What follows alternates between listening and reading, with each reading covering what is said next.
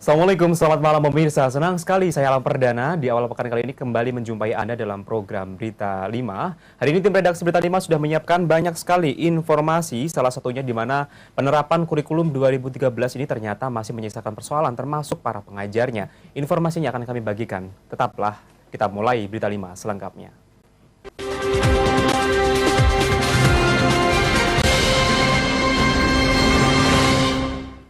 Pemirsa, seminggu jelang panen, petani di wilayah Kecamatan Winong mengeluh karena mengganasnya hama yang menyerang tanaman padi mereka. Serangan hama menyebabkan daun serta batang mengering hingga berakibat tanaman yang sudah siap panen mati. Berbagai cara pun atau upaya terus dilakukan para petani agar tidak mengalami gagal panen dan merugi. Jika di berbagai wilayah, sebagian petani melakukan panen masa tanam kedua dengan hasil yang memuaskan, namun hal tersebut tidak semuanya dirasakan oleh petani di wilayah Kecamatan Winong. Seminggu jelang panen, justru mereka diresahkan oleh munculnya hama seperti wereng, kecabuk, dan penggerek padi. Akibat serangan tersebut, tidak sedikit batang padi yang sudah berisi mengering dan mati. Ngaspan, salah satu petani di Desa Bumi Harjo, Winong, mengaku resah dengan munculnya hama yang kian hari kian mengganas, sehingga pihaknya berupaya semaksimal mungkin untuk membasmi hama-hama tersebut dengan menggunakan pestisida. Namun upaya tersebut berdampak pada semakin membengkaknya biaya operasional mereka. Selain melakukan pembasmian dengan pestisida, para petani melakukan dengan cara memunguti batang-batang padi yang mengering dengan bertujuan agar hama tidak menular pada batang padi yang masih sehat. Kendala yang dihadapi apa? Wereng, tenggerek batang itu kering-kering, tekekan, Kecabuk itu. kecabuk. Terus akibatnya apa itu? Akibatnya ya tambah biaya ini, nyempretnya. Para petani pun hanya bisa pasrah dengan kondisi tersebut, mengingat biaya operasional selama masa tanam hingga sekarang sudah menelan biaya yang tidak sedikit. Mereka pun berharap dengan upaya tersebut setidaknya dapat meminimalisir kerusakan serta menghindari gagal panen. Aris Kurniawan, Simpang 5 TV, melaporkan. Dan sementara itu, bulan Ramadan yang semakin dekat, berbagai harga sembako hasil pertanian di pasar tradisional Pati mulai merangkak naik. Rata-rata selisih kenaikan harga berkisar antara Rp2.000 hingga Rp5.000 per kilogramnya. Berbagai harga sembako hasil pertanian menjelang bulan Ramadan terus mengalami kenaikan. Kecenderungan harga sembako yang meliputi bawang merah, bawang putih, serta tomat diperkirakan akan mengalami kenaikan. Ditemui Senin pagi, Sarni, salah satu pedagang sembako di Pasar Puri, mengatakan harga bawang merah yang sebelumnya hanya Rp15 hingga Rp16.000 kini naik menjadi Rp20.000 per kilogramnya. Harga bawang putih yang sebelumnya hanya Rp13.000 kini naik menjadi Rp15.000. Serta tomat yang sebelumnya harganya Rp8.000 kini naik menjadi Rp10.000. Kenaikan harga sembako hasil pertanian tersebut sudah terjadi sejak pekan lalu. Untuk jelang Ramadan ini yang harga sembakonya naik apa aja, Bu? Bawang merah, bawang putih, tomat. Oh gitu. Kalau untuk bawang merah sendiri harganya sekarang berapa, Bu? 20 sekarang, kemarin 16, 15. Oh gitu. Kalau untuk tomat dan bawang putih? Bawang putih ya sama bawang merah, satu mingguan. Sementara itu harga sembako jenis cabai justru cenderung menurun. Dari harga Rp20.000 per kilogramnya, kini turun menjadi Rp9 hingga Rp10.000. Iis Haryanti, Simpang 5 TV, melaporkan. Pemirsa, setelah jeda iklan berikut masih ada informasi yang menarik akan kami bagikan kepada Anda. Di antaranya di mana melukis atau menggambar di kanvas atau di kertas ini sudah biasa. Namun bagaimana serunya melukis di media tanah ataupun kendi? Informasinya akan kami bagikan kepada Anda saat lagi, tetaplah bersama kami.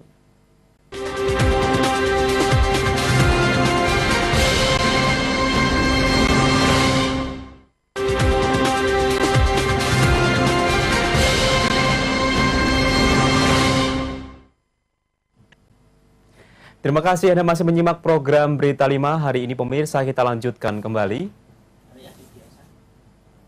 Pelaksanaan kurikulum 2013 di Kabupaten Pati yang secara serentak bakal dilaksanakan mulai Juli tahun 2014 ini masih dibayangi sejumlah persoalan, terutama persoalan yang berkaitan dengan pelaksanaan sarana-prasarana pendukung seperti buku-buku pelajaran maupun tenaga pengajar. terus mengajak siswa mencari tahu. Dari pelaksanaan kurikulum 2013 yang sudah berjalan setahun, Dinas Pendidikan Kabupaten Pati telah melakukan evaluasi hingga terungkap sejumlah persoalan yang masih terjadi di lapangan.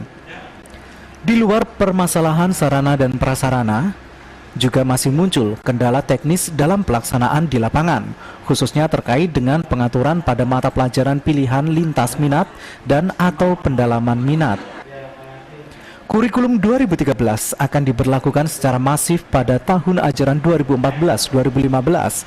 Karena itu, pemerintah memiliki tugas besar untuk menyiapkan tenaga pendidik agar benar-benar bisa menerapkan kurikulum baru tersebut.